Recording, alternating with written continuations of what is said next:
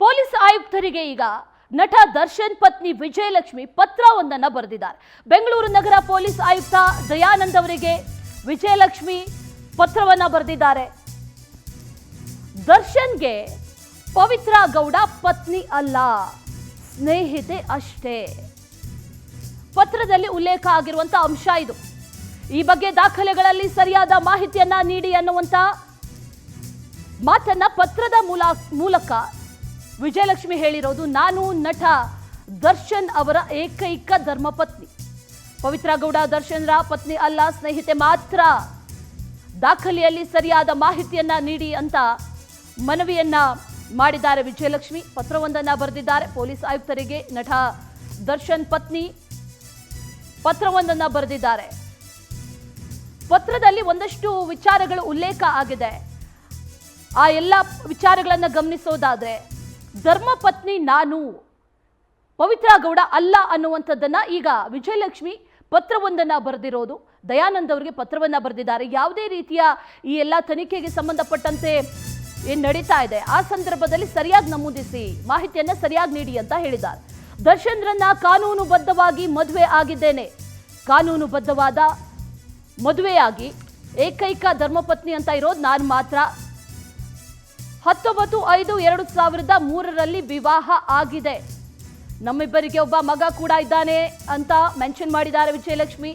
ದಾಖಲೆಗಳಲ್ಲಿ ಸರಿಯಾದ ಮಾಹಿತಿಯನ್ನ ಉಲ್ಲೇಖಿಸಿ ಅನ್ನುವಂತ ಮನವಿಯೊಂದನ್ನ ಪತ್ರದ ಮೂಲಕ ಪೊಲೀಸ್ ಕಮಿಷನರ್ಗೆ ವಿಜಯಲಕ್ಷ್ಮಿ ಈಗ ಮಾಡಿರೋದು.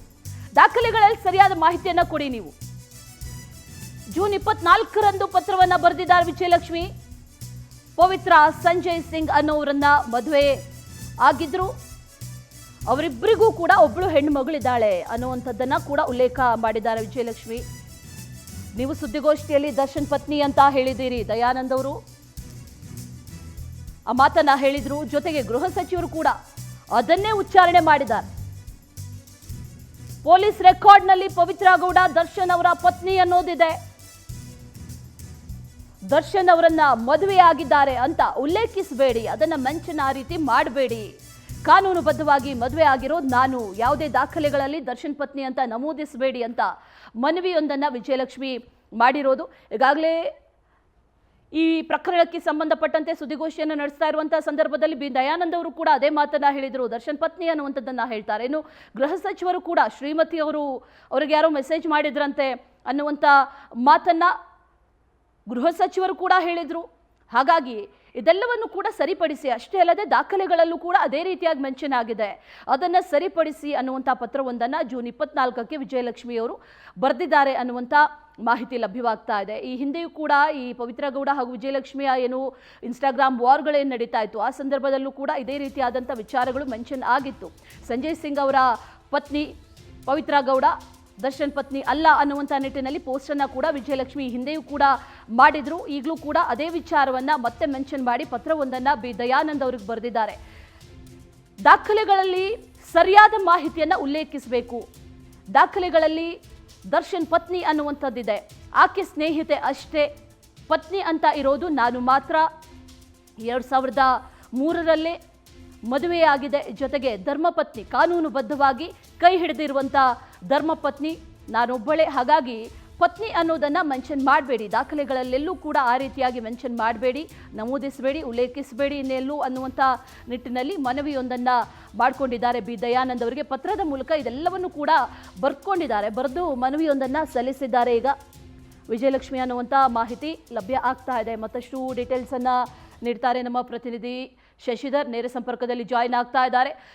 ಶಶಿ, ಗಮನಿಸ್ತಾ ಇದ್ದೀವಿ ಆರಂಭದಿಂದಲೂ ಕೂಡ ವಿಜಯಲಕ್ಷ್ಮಿ ಅವರಿಗೆ ಇದ್ದಂಥ ಒಂದು ಆಕ್ಷೇಪ ಅಂತಂದ್ರೆ ಈ ರೀತಿಯಾಗಿ ಪತ್ನಿ ಅಂತ ಮೆನ್ಷನ್ ಮಾಡ್ತಾ ಇರೋದು ಅವ್ರಿಗೂ ಕೂಡ ಇರಿಸು ಮುರುಸನ್ನ ತಂದಿಟ್ಟಿತ್ತು. ಜೊತೆಗೆ ಇನ್ನಿತರರು ಉಲ್ಲೇಖ ಮಾಡಿದಂಥ ಸಂದರ್ಭದಲ್ಲಿ ದಯಾನಂದ್ ಆಗಿರ್ಬೋದು, ಗೃಹ ಸಚಿವರು ಕೂಡ ಒಂದಷ್ಟು ಇರಿಸು ಮುರುಸಲ್ಲೇ ಈ ವಿಚಾರವನ್ನ ಮೆನ್ಷನ್ ಮಾಡಿದ್ರು, ಶ್ರೀಮತಿ ಅನ್ನುವಂಥದ್ದನ್ನ. ಈಗ ಪತ್ರದ ಮೂಲಕ ಮನವಿಯನ್ನ ಮಾಡಿದ್ದಾರೆ. ಪತ್ರದಲ್ಲಿ ಆಕ್ಚುಲ್ ಆಗಿ ಏನೇನಿದೆ, ಏನೇನು ವಿಚಾರಗಳಿದೆ, ಡೀಟೇಲ್ಸ್ ಅನ್ನ ಕೊಡ್ತಾ ಹೋಗೋದಾದ್ರೆ ಶಶಿ.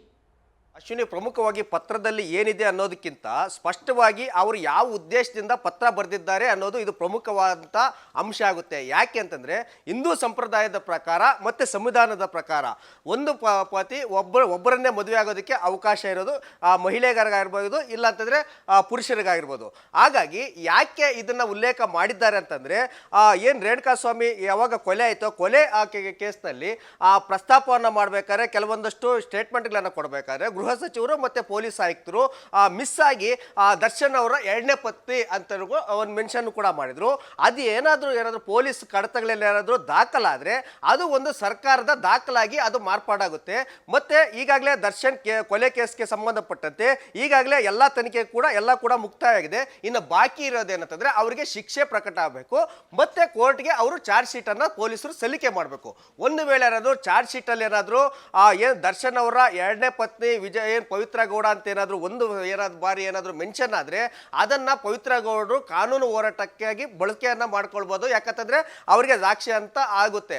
ಯಾಕಂತಂದರೆ ಅವರಿಬ್ಬರು ಮದುವೆ ಆಗಿರೋದಕ್ಕೆ ಯಾವುದೇ ರೀತಿಯಂಥ ಫೋಟೋಸ್ ಇಲ್ಲ, ವಿಡಿಯೋಸ್ ಇಲ್ಲ, ಮತ್ತು ಲಗ್ನ ಪತ್ರಿಕೆ ಇಲ್ಲ, ಮತ್ತು ಅವರು ಕೂಡ ಅಧಿಕೃತವಾಗಿ ಕೂಡ ಎಲ್ಲೂ ಕೂಡ ಹೇಳ್ಕೊಂಡಿಲ್ಲ. ಹಾಗಾಗಿ ಒಂದು ವೇಳೆ ಏನಾದರೂ ದರ್ಶನ್ ಅವರ ಎರಡನೇ ಪತ್ನಿ ಅಂತ ಏನಾದರೂ ಪೊಲೀಸ್ ಚಾರ್ಜ್ ಶೀಟಲ್ಲಿ ಏನಾದರೂ ಮೆನ್ಷನ್ ಆದರೆ ಮುಂದೊಂದು ದಿನ ಕಾನೂನು ತೊಡಕಾಗ್ಬೋದು. ಮತ್ತು ಅವರು ಏನಾದರೂ ವಿಚ್ಛೇದನ ಏನಾದ್ರು ಪಡಿಬೇಕಂತ ಸಂದರ್ಭದಲ್ಲಿ, ಇಲ್ಲ ಅಂತಂದರೆ ಕೌಟುಂಬಿಕ ಕಲಹ ಏನಾದರೂ ಆದರೆ ಅವರು ನೇರವಾಗಿ ದರ್ಶನ್ನಿಂದ ಅವರು ನಮಗೆ ಆಸ್ತಿಯಲ್ಲಿ ಕೂಡ ಭಾಗ ಬೇಕಂತಲೂ ಕೂಡ ಕೇಳಬಹುದು. ಅದೇ ರೀತಿ ಕೂಡ ವಿಜಯಲಕ್ಷ್ಮಿ ಬಳಿ ಕೂಡ ಅವರು ಕಾನೂನು ಹೋರಾಟವನ್ನು ಕೂಡ ಮಾಡಬಹುದು. ಅಲ್ಲಿ ಕೂಡ ಆಸ್ತಿಯಲ್ಲಿ ಕೂಡ ಪಾಲನ್ನು ಬೇಕಾದಂಥ ಅಧಿಕಾರ ಕೂಡ ಸಿಗುತ್ತೆ. ಯಾಕಂತಂದರೆ ಎರಡನೇ ಪತ್ನಿ ಅಂತ ಹೇಳ್ಬಿಟ್ಟು ಸಾಕ್ಷಿ ಅಲ್ಲಿ ಸಿದ್ಧವಾಗಿರುತ್ತೆ. ಹೀಗಾಗಿ ಮುಂದೆ ಆಗುವಂಥ ಅನಾಹುತವನ್ನು ತಡೆಯೋದಕ್ಕೆ ಈ ರೀತಿಯಾಗಿ ಎಲ್ಲ ಒಂದು ಕಡೆ ಪತ್ರವನ್ನು ಬರೆದಿದ್ದಾರೆ ಅನ್ನೋ ಮಾಹಿತಿ ಕೂಡ ಕೇಳಿ ಬರ್ತಿದೆ. Ashwini. Okay Shashi, thank you ಡೀಟೇಲ್ಸ್ಗೆ.